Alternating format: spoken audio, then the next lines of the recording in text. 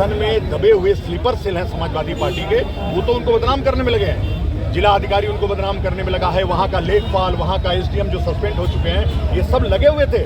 और अभी भी तमाम अधिकारी हैं जिन जो साइकिल पे सवार हैं और जिलों में विभिन्न पदों पे केवल जात के नाते बैठे हुए हैं। अखंड प्रताप सिंह कहने को ठाकुर है या ब्राह्मण द्रोही है, कोई ठाकुर जो असली होगा वो ब्राह्मण द्रोही नहीं हो सकता है। और जिस प्रकार से जाकर के वहाँ बयान दिया, ये इसकी देन है। जब से आया है 1.5 महीने से, तब से लगातार कानून व्यवस्थाएं ध्वस्त। लेकिन आप ये कैसे कह सकते हैं कि वो समाजवादी हैं? ये बाबा कह रहा है कि प्रेम जी की हत्या सत्यप्रकाश दुबे ने की, बिना जांच के जो व्यक्ति 10 मिनट में कह सकता है, उसके क्या कहेंगे आप?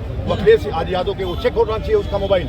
अखिलेश यादव के इशारे पे 10 मिनट में जाकर उसने बयान दे दिया बस। नहीं, अखिलेश यादव जी भी तो लगातार कह रहे हैं कि हम दुबे परिवार के साथ हैं। मैं नहीं कह रहा हूँ क्यों नहीं है, मैंने कहा कि केवल एक तरफा बात जिलाधिकारी ने की। मैं अखिलेश यादव को नहीं कह रहा हूँ, मैंने जिलाधिकारी को कहा कि वह जिला समाजवादी पार्टी का स्लीपर सेल है। बस मैं ये कह रहा हूँ, अखिलेश यादव नेता है, वो कैसे एक तरफी बात कर देंगे?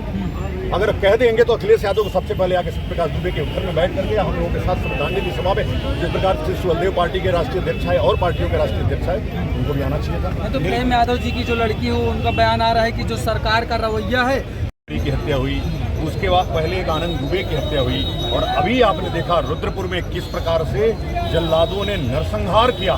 और नरसंहार सिर्फ इसलिए हुआ, उनको पता है कि ब्राह्मण कभी इकट्ठा नहीं होता, सड़कों पे नहीं आता है, लेकिन उनको पता होना चाहिए कि जब ब्राह्मण के ऊपर अन्याय की सीमा पार होती है तो परशुराम बन करके फरसे उठा करके नरसंहार करने का काम करता है दुष्टों का। और यह समय है, यदि अभी भी मैं कह रहा हूं कि प्रशासन उनके ऊपर अभी तक कार्रवाई नहीं हुई। आप सोचिए, प्रदेशों में जहां भी भारतीय जनता पार्टी की सरकार है, वहां कोई अपराधी बचता नहीं है, उसके घर में तत्काल बुलडोजर चलता है। आज 6 दिन से बुलडोजर आ रहा है, जा रहा है। जब तक ये समाजवादी पार्टी का जिलाधिकारी यहाँ से जाएगा नहीं, केशव मौर्य ने इसको लात मार करके वहाँ से इसलिए बाहर किया कि इसने समाजवादी पार्टी के लोगों को सर पे बैठा करके और लोगों को मरवाने और पिटवाने का काम किया कौशाम्बी में।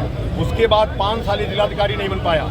जिलाधिकारी बनने के बाद जैसे यहाँ आया, जो भी व्यक्ति जाता है उसके साथ बदतमीजी करता है, उसके साथ खराब कर्म करता है, और जो भी ब्राह्मण है, अगर ब्राह्मण पहुँच गया तो उसकी फाइल उठा के फेंक देता है। लगातार उनके ऊपर कार्रवाई हो रही है। लोगों को पता था कि इसको कुछ भी न्याय मिलने वाला नहीं है, इसलिए प्रेम यादव की हत्या किसने करके फेंक दी उनके दरवाजे पर। जब हत्या कोई करेगा तो घर में बैठेगा, उसके बाद आधे घंटे 1 घंटे बाद ला करके जिस प्रकार से कूच करके पीट करके सत्यप्रकाश दुबे के लोगों को मारा गया, ये पूरे देश के ब्राह्मणों को हिला करके रख दिया है। और ब्राह्मण समाज अन्याय सहते सहते जब सीमा पार होती है तब सड़कों पर आता है। आप जनसैलाब देख रहे हैं, और इस जनसैलाब अंतिम समय तक, जब तक इन जल्लादों को फांसी 10 दिन के अंदर नहीं होगी, एफटीसी में लगा करके फांसी नहीं होगी, तब तक बात बनेगी नहीं। और बुलडोजर तो तब तक योगी जी नहीं चलेगा जब तक ये सफाई जिलाधिकारी रहेगा। मतलब क्या लगता है